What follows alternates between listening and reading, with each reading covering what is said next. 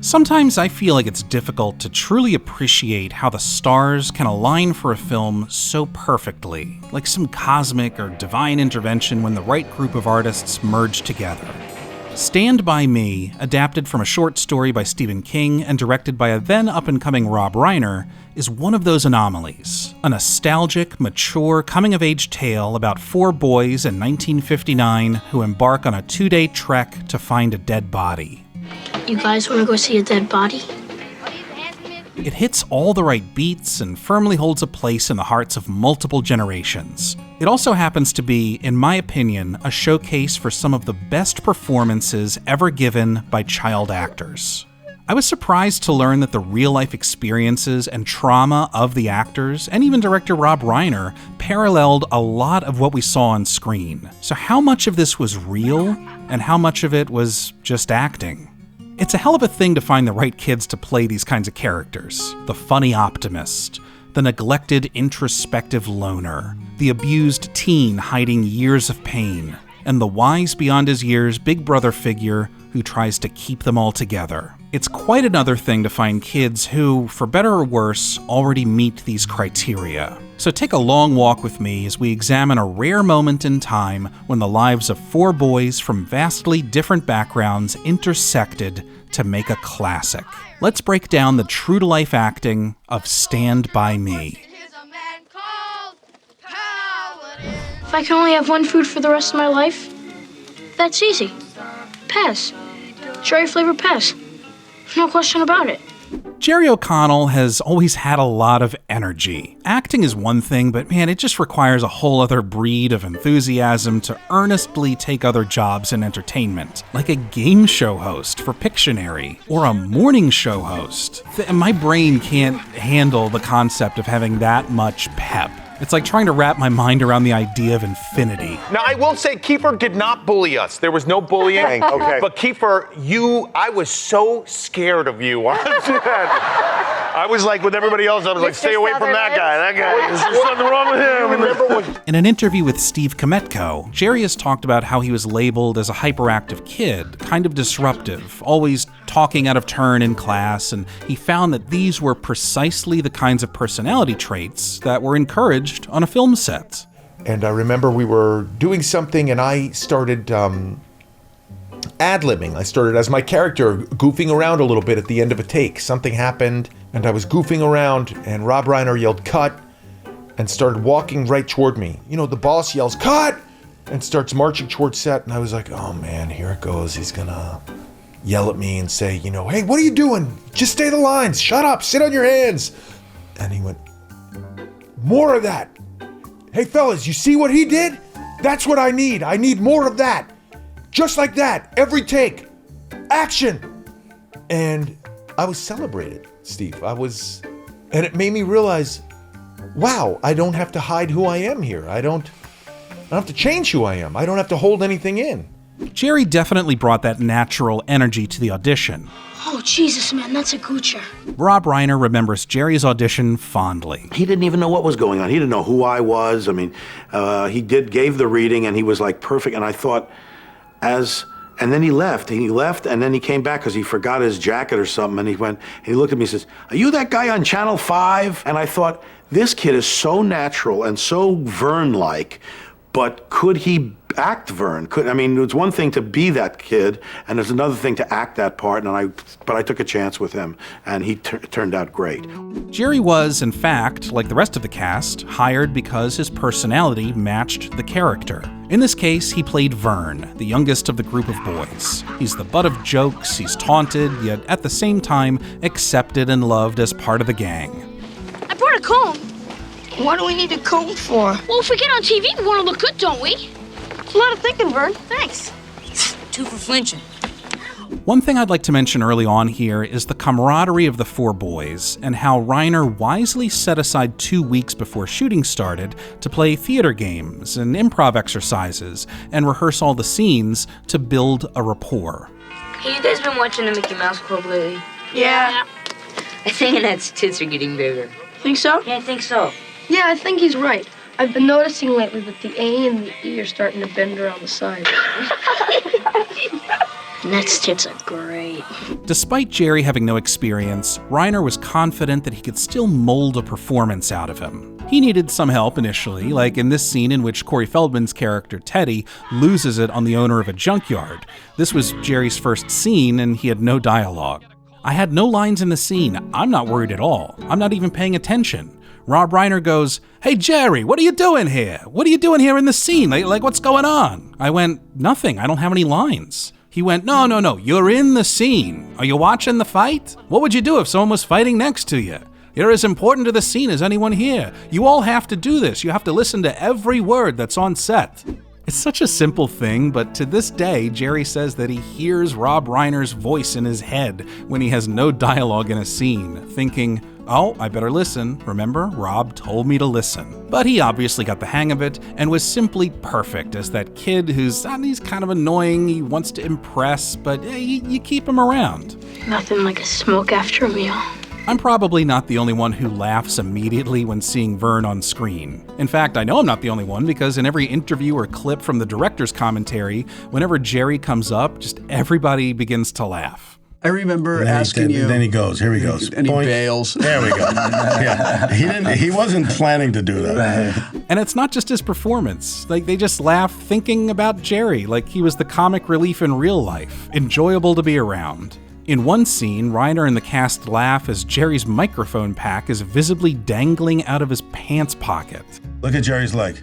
Look at his look, see his radio mic? That's his radio mic. Look, right there. Right on his left foot. Yeah. That's crazy. Yeah.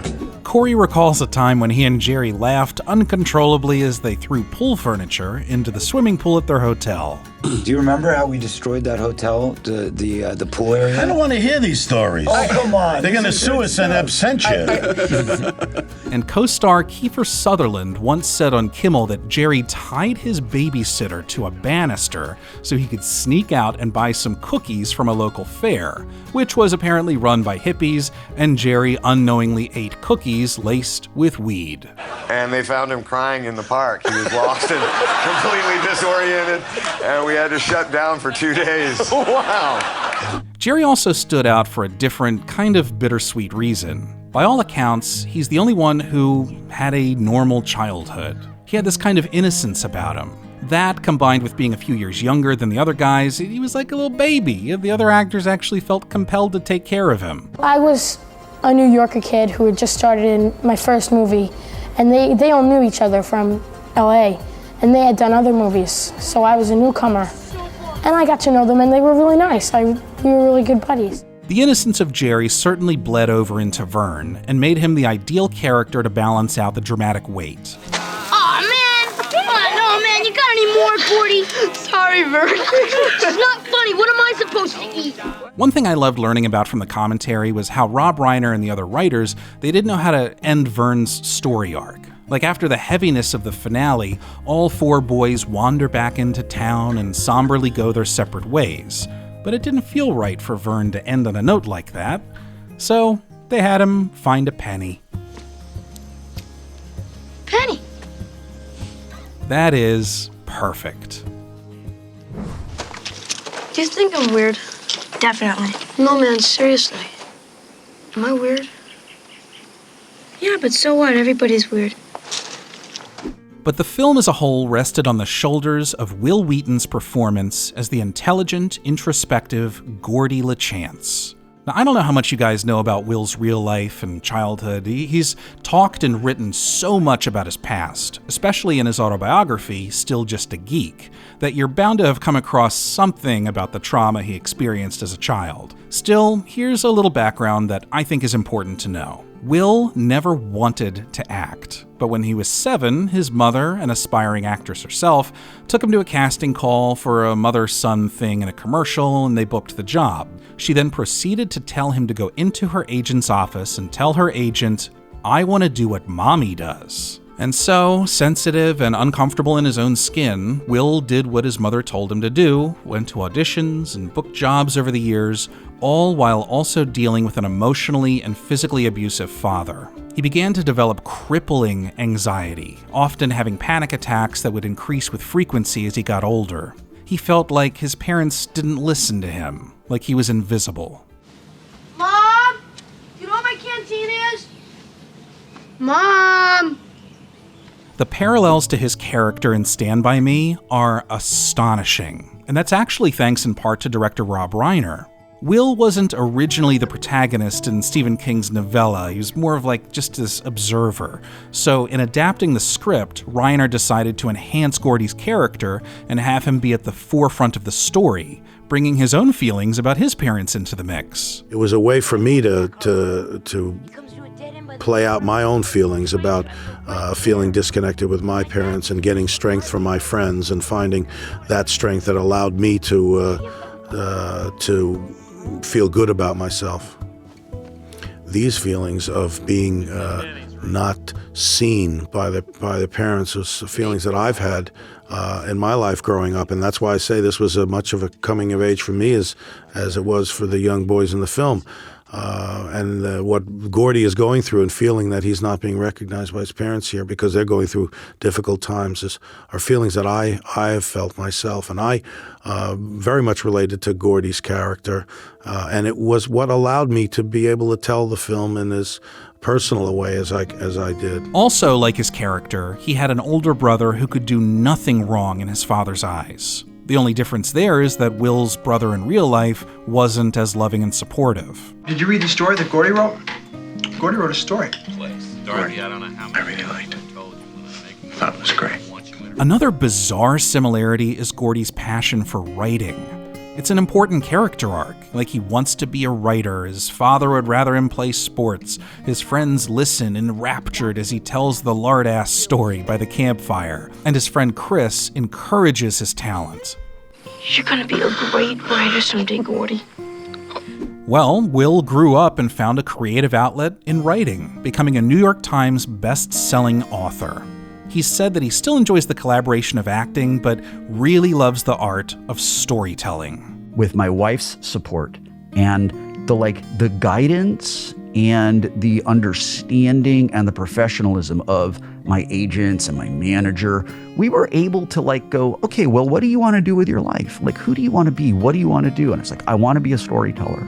It's kind of mind-blowing when you think about it. Just Rob Reiner took this job, used his own feelings and memories to enhance the protagonist, to give him an emotional arc, and then Wil Wheaton shows up in what I assume would be his 500th audition, gets this life-changing role that lines up with his sad childhood with a scary accuracy. Because Gordie's experience very much reflected my experience. We're both invisible in our homes. We both have a brother who is the golden child. We're both the scapegoat in the family. So when I watch Stand By Me now, I cannot ignore the unbelievable sadness in my eyes. And I cannot ignore the reality that it was that sadness, that isolation, that I think gave me what Gordie needed to come to life, and I think Rob Reiner saw that. Now that I know all this about Wil, after hearing him talk at length about his tumultuous early years, it adds a whole other layer to his performance and the movie in general. There are certain lines in this movie that are downright eerie to hear. It's like God gave you something, man. All those stories that you can make up. And he said, this is what we got for you, kid. Try not to lose it. Kids lose everything unless there's someone there to look out for them. I mean, in the scene where he breaks down near the end, sobbing because he thinks his father doesn't love him, it's impossible to separate the person from the actor. Everything is fused in this warped way. It all becomes real. He hates me. He doesn't hate you. He hates me. No, he just doesn't know you. He hates me. My dad hates me. He hates me so good. One thing that's evident from hearing Wil reflect on his childhood and his mental health in general is how hard he's been on himself, second-guessing things. He gets in his own head a lot, and this is something I can relate to. Even in the director's commentary alongside Rob Reiner and Corey Feldman, at the time of recording, it's clear that there are parts of his performance he's never been happy with. There's a piece in this scene that I always felt like I overplayed. That it's like one of two times in the movie that I kind of catch myself acting. Oh yeah, isn't it right here? When I'm like, oh thanks, Dad. It seems like it's always felt too big that's to me. later. That's later. Yeah. You're just a kid, Gordie. Oh, gee, thanks, Dad. Wish the hell I was your dad. Wil, with respect, I don't know what you're talking about. There was nothing wrong with that. But I get it, it's probably, you got mixed feelings looking back on something like this, especially since the success of the film only amplified his anxiety and the issues with his parents. Even during his time on Star Trek The Next Generation, surrounded by a genuinely wonderful cast who treated him warmly like a second family, Wil suffered from truly crippling anxiety and depression. But his experience during this one summer shooting Stand By Me was, at least, a highlight that he looks back on fondly. Get the hell off the tracks, Teddy! You want to get yourself killed? Just like the beach in Normandy. Come on, man! Come on! No! Come on, Dad!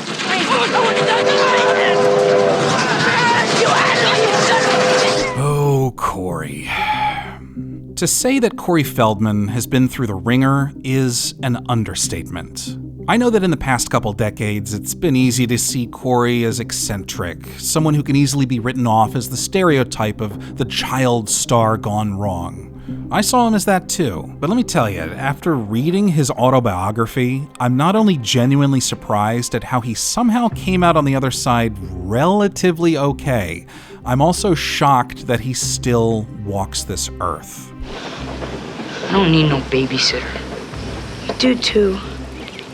Here's the best, most concise background I can give. Similar to Wil, Corey was forced into acting, although at the much earlier age of 3. His family would routinely depend on him for income. His mother, a hard drug user, seemed to lose sight of reality with age, and routinely manipulated and threatened Corey's life. For some, seeing your mother smile at you and say, "Tomorrow, I'm gonna kill you," would stand out. For Corey, it was another Tuesday. When Corey's father wasn't gone for weeks on end touring with his band, he belittled and physically abused Corey on a regular basis. The thing about it is, I never had the choice, and I should have mentioned this on Howard, but I never had the choice to be a star. I just kind of woke up one day as an adult and everybody in the world knew who I was. Despite having major success professionally on TV and becoming a household name after Gremlins, Friday the 13th: A New Beginning, and The Goonies, Corey was depressed, angry, frightened, and by the time he was 12, he had already tried to take his own life. This was the Corey Feldman that entered the audition room for the part of Teddy, a troubled teen with an abusive father and maybe a death wish in Stand By Me. There was no other kid that walked in the room that had as much pain and turbulence going on in his life as I did, and he could see that shining through, and that's what made him say, this has got to be the guy to play this character, because the character had so much turmoil and so much turbulence in his life that they had to find an actor who you could really feel it in the eyes. You could really see in there that there was some legitimacy to that. Rob Reiner had seen a lot of kids, but something stood out to him with Corey. Pain. Real pain. The scene Corey auditioned with was when the owner of the junkyard begins to lay into Teddy's father. My father stormed the beach at Normandy. He's crazier than a shithouse rat. No wonder you're acting the way you are, with a loony for a father. You call my dad a loony again, and I'll kill you. Loony, loony, loony. Ah! I'm gonna rip your head off and down your neck! Teddy, go! It's no surprise that Corey found the experience of playing Teddy therapeutic at times. Teddy's father, in fact, had once held Teddy's ear to the stove, practically burning it off, leaving him physically deformed. That actually sounded like something that could have happened in my house. So it didn't seem like it would be much of a stretch. It was cathartic, too, to portray some of the insanity I'd lived through.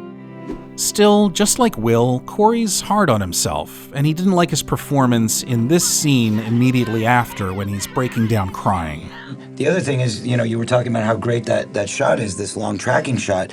I hated my performance in it. Oh, no. It's funny that you said that. I've heard you talk about this before. Because I'm always like, man, I could have done better. I could have done better. Well, I think that's always the case. You always think you could do better. Yeah. Don't you think? I mean... Whatever is between you and your old man, he can't change that. Forget it, all right? Just forget it.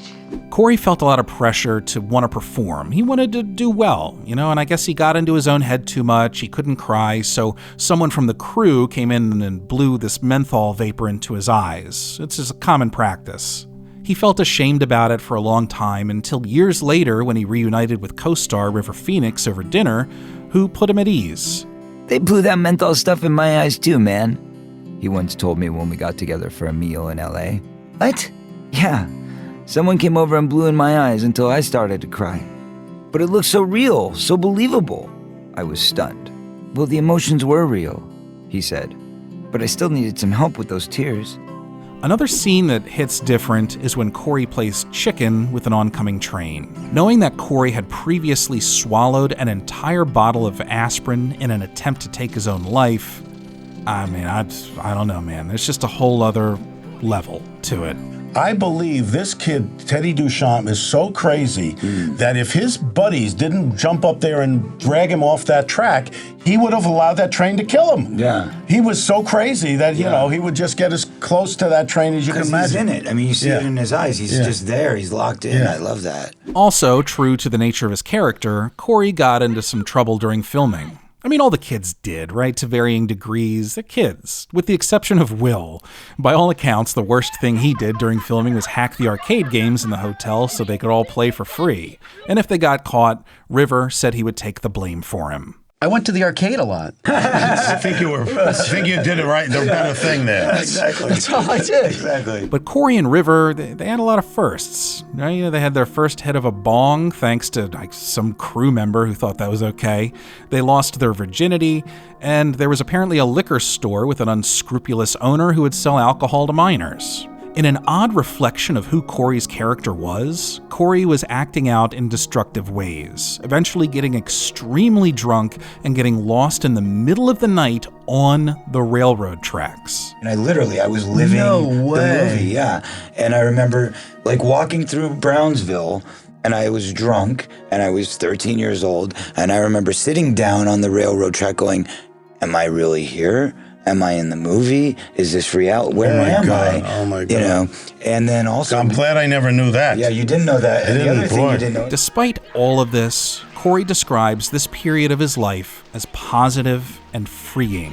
Because it was the first time that I stepped out of the nest egg that was created around me. It was the first time that I was on my own. My parents weren't up there. Well, that was scary for me. I always wondered about that, Corey, because they literally, you were 12 and turning 13 in the middle of the picture, and they literally dumped you right there. And I said, oh my God, this poor kid, he's all by himself. There's nobody to take care of him. And it's really reflective of who you are in this movie. It's the only reason I got through the picture. Because they were so wacky at that point that it was only doing me harm to be around them. And it was kind of the freedom of being able to kind of breathe and stretch out a little bit that I think afforded me the ability to do this character. I just wish that I could go someplace where nobody knows me.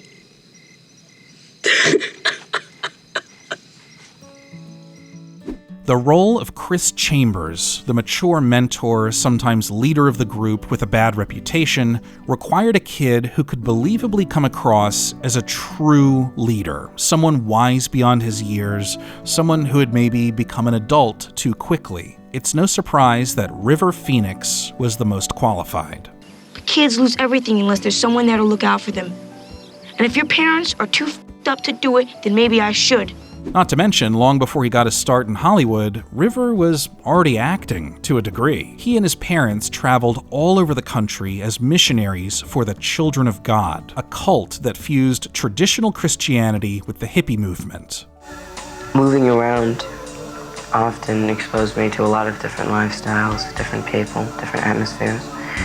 Learning to adapt in these new situations had given me some insight, on acting as far as, from role to role, and blending in well with a character and seeming casual and natural because, in new towns and in new places and new schools, you can't, stand out as being, the awkward new boy in town, and same with, acting. And By the time his siblings, Leaf, eventually Joaquin, and Rain came along, his parents were at odds with some of the new edicts from the leader of Children of God. They eventually left the cult, stowed away on a cargo ship so they could get back to the United States from South America, and settled down in California, where River started auditioning. At least by this point, he seemed happy. Corey even remembers running into him at auditions. And a lot of the kids would, kind of trip you as you were walking down the hall, or, if you're trying to read your lines, their mom would go, oh, go over next to him and, read your lines louder, so that he gets distracted, or, all kinds of little manipulative tricks to kind of, turn the kids at odds against each other. River and I were never like that. We would see each other on auditions and we'd go outside and play. And then when they called one of us, then, one of us would go in. And just like the other boys, due to his life experience, River had a quality that no other kid had at that age: worldliness. With River Phoenix, there needed to be this kind of wizened peacemaker. He came from a background, he lived as a hippie, and his parents, lived out of a VW microbus and all of that, and he was a vegetarian, they lived off the land and so on, and he had those qualities.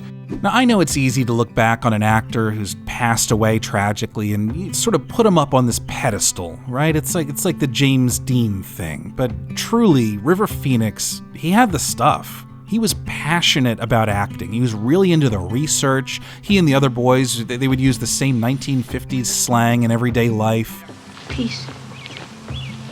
Skin it.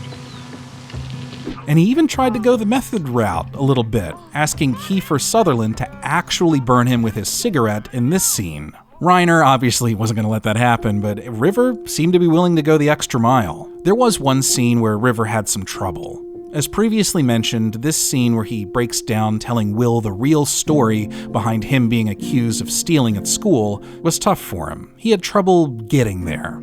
And maybe I took it to old lady Simons and told her, and the money was all there. But I still got a 3-day vacation because it never showed up.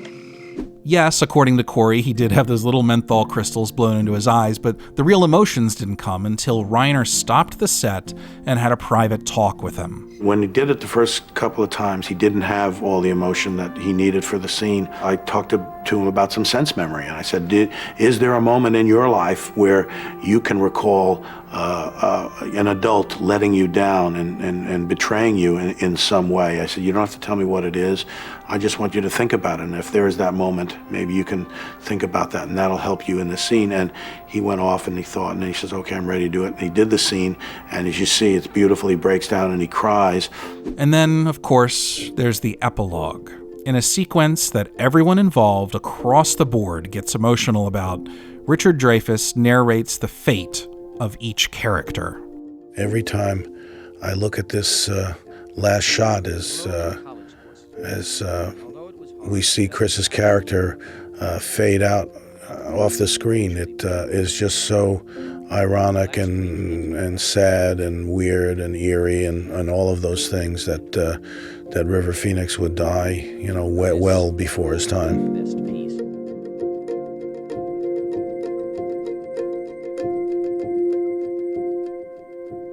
After Stand By Me, Jerry did all right for himself. He got himself in shape, had a resurgence with a role in Jerry Maguire, married Rebecca Romaine, had 2 kids, and has continued to not only act, but also host a morning show.